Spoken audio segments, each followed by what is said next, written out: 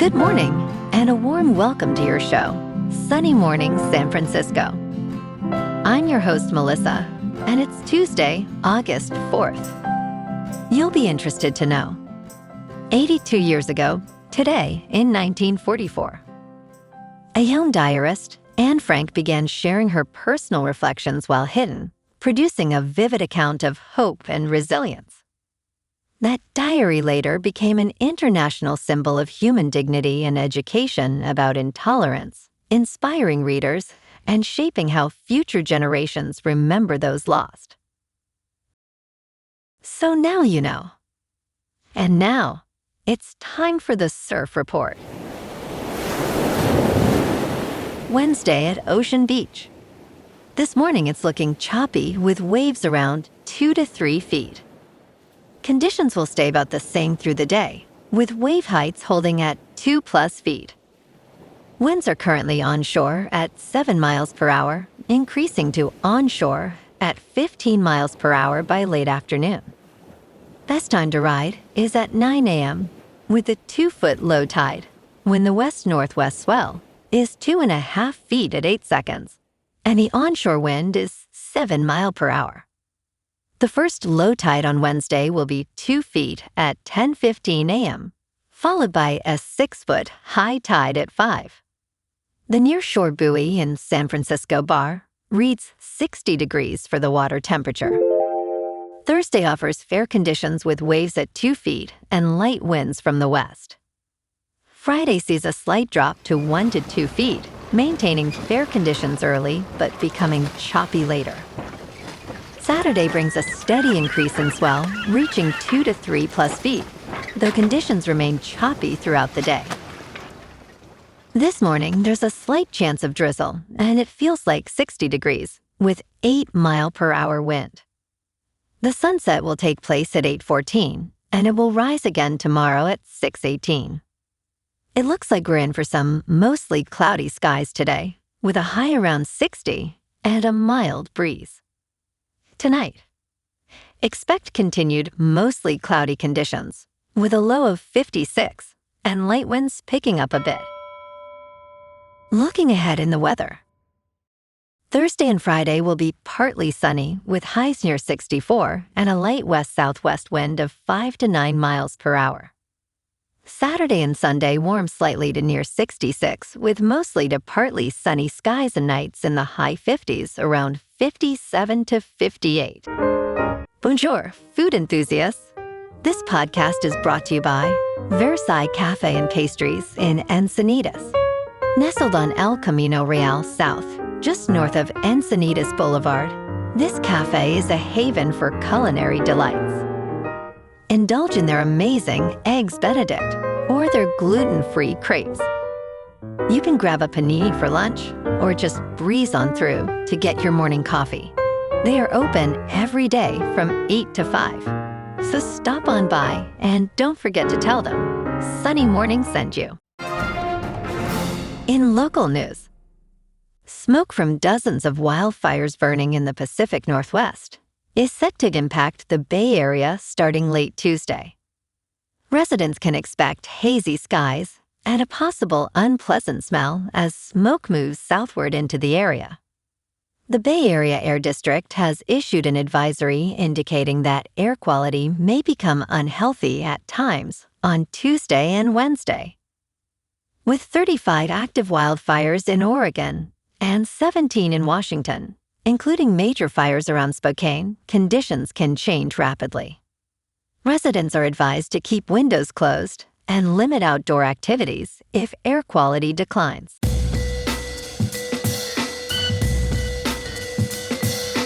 Now on to sports. A vindicated Aaron Rodgers is primed for one last run at that elusive second Super Bowl ring in his walk-off season with the Steelers. Steelers defensive back Brandon Echols finds the question of Rodgers' capabilities downright laughable. "That's the best quarterback I've stepped on a field with," said new running back Rico Dowdle. Rodgers has already announced that this upcoming season will be his last, stating, "This is 100% the end." With a supportive cast, including a talented offensive line and promising skill players, the Steelers are hopeful for a special season. Rodgers possesses both the physical and mental tools needed to join the ranks of great quarterbacks who have won after 38. In local sports, the Giants head to Arlington this morning for the rubber match against Texas. Series tied 1-1 after dropping yesterday's game 5-4. Carson Whisenhunt takes the mound for San Francisco with first pitch at 11:35. The Giants dominated Monday 5-1, but couldn't hold on yesterday. Oslevis Bassett went deep with 2 RBIs in the loss, and the Rangers' late-inning execution proved the difference. San Francisco has been inconsistent lately, winning just 2 of 5, but they have shown they can compete in this series. Win today, and they grab momentum heading into the final stretch of August. The organization is dealing with off-the-field turbulence too. The relationship between the Giants and flagship station KNNBR has hit its lowest point since 1979. A brutal season, nearly 30 games under 500, is putting strain on a partnership that has defined the franchise for decades. It is a reminder that baseball struggles ripple far beyond the field. Meanwhile, the Warriors' off-season disappointment is official. After whiffing on LeBron James and Giannis Antetokounmpo, Golden State re-signed DeAnthony Melton and brought back Draymond Green on a 1-year, $27.7 million deal. The roster is virtually unchanged, making the Dubs the oldest team in the league heading into 2026-27. With Steph Curry in his twilight years and no star additions, the organization faces tough decisions about maximizing what is left of his championship window. In top news, McDonald's is having trouble attracting bargain-hungry customers amid the current economy. The fast food giant reported its slowest United States sales growth in over a year as value offers failed to resonate with customers facing higher prices. Overall customer count in the United States declined. CEO Chris Kempczinski stated, "We simply didn't execute at the level we needed to in the second quarter." Despite reports of resilient consumer spending, low-income households are still struggling with affordability. Analysts criticize McDonald's for a very jumbled strategy that has angered customers and led to declining traffic. Value is now paramount, with sit-down chains outperforming traditional fast food. In business news, Michael Burry of The Big Short fame is sticking with his bearish wagers, even as the Standard & Poor's 500 surges to a record high, warning that the rally could still end in a sharp sell-off reminiscent of the 1987 stock market crash. Burry stated, "I continue to believe it is possible we are near a major top and possible a 1987-type fall, but the Standard & Poor's 500 making new highs likely will bring new money into the market." On Tuesday, the Standard & Poor's 500 jumped 1.9% to its first record close since June. Burry continues to hold short positions in several companies, including Micron, Nvidia, and Tesla. He remains confident in his long-term outlook, but will cut losses if trades move decisively against him. In crypto movement, Bitcoin is unchanged at just over $64,000. Ethereum is unchanged at just under $1,900. And XRP is down 1% to $1.07. Moving on to a more local vibe. In our community spotlight on health and wellness, we are working with a national Pilates studio to bring you some free classes, so listen up.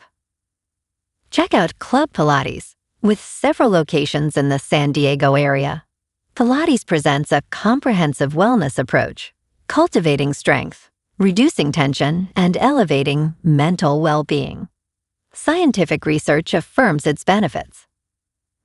So now you can check out Club Pilates for a free class, with locations in Encinitas, Solana Beach, Oceanside, La Jolla, and more.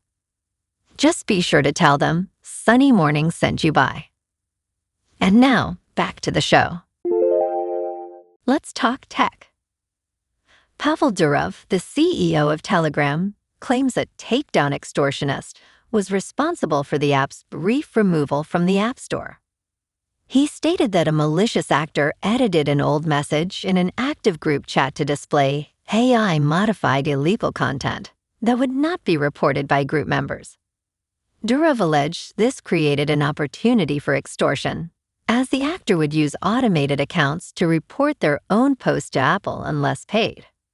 He warned that extortionists have found a way to manipulate Apple into overreacting, posing a systemic risk for platforms with user-generated content. And in entertainment news, ESPN has lined up its 4th annual Creator Network of digital stars who will fan out across the country to promote the 2026 National Football League season, culminating with the Super Bowl airing on ESPN for the first time. The 5 members of this year's cohort include Chase Merman, Isaac Rochell, Simone Scott, Diana Flores, and Lee Camerano. Katie Daly, ESPN's Senior Vice President of Digital, Social, and Streaming Content, stated, "This is a major moment in ESPN's history, and we have an incredible opportunity to tell that story in new and authentic ways." The 2026 group will have broad access to attend college football games and National Football League events, including the upcoming Super Bowl on February 14th at Los Angeles, California SoFi Stadium. Well, alrighty folks, it's time for the quote of the day. And today, our quote comes from the American author and motivational speaker, Dale Carnegie. And he said, "Most of the important things in the world have been accomplished by people who have kept on trying when there seemed to be no hope at all." And that's a wrap for this morning. You can check out our Instagram, YouTube, and TikTok for some captivating aerial videos with local news and the surf reports. Have an amazing day, my good friends. We'll see you tomorrow with another episode of Sunny Morning San Francisco.